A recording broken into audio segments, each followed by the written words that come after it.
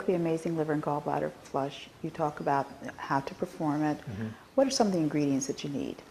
The main ingredients are olive oil, because we need to stimulate the gallbladder to produce a large amount or release a large amount of bile to allow the bile from the liver and the gallbladder to come out and to release the stones that they can deliver, they can basically remove. Olive oil will do that. So olive oil does that, that's, other oils can do that as well, but olive oil seems to be the most potent in that respect.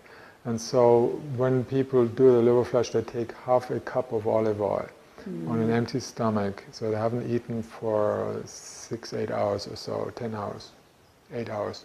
And so they will mix it with some citrus juice, like lemon juice or orange juice or grapefruit juice. Okay. And so about the same amount. So you have basically a cup, a little bit more than that, of that. You shake it and you drink that at around 10 o'clock in the evening when the liver is starting to work. And preceding that, you take like 2 doses of Epsom salts at 6 o'clock in the evening and at 8 o'clock, because you want to make sure that the bile ducts are relaxed. And magnesium sulfide, which Epsom salts is, relaxes the bile ducts. Oh, it does, okay. So that any stones that go through, they just travel through, you won't even notice. It doesn't hurt. You don't hurt. You never hurt when you do a liver flush with. You can hurt when you have a gallstone attack.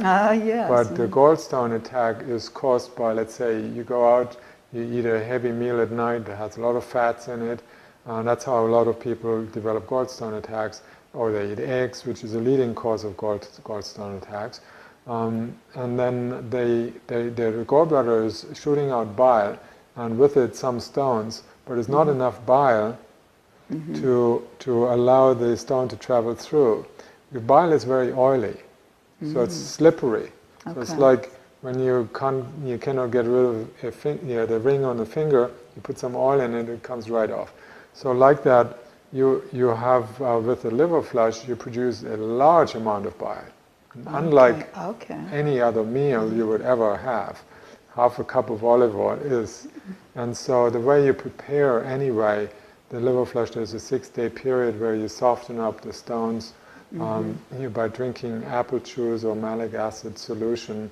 You eat normally, but you would basically just drink a liter or 32 ounces of that a day for 6 days.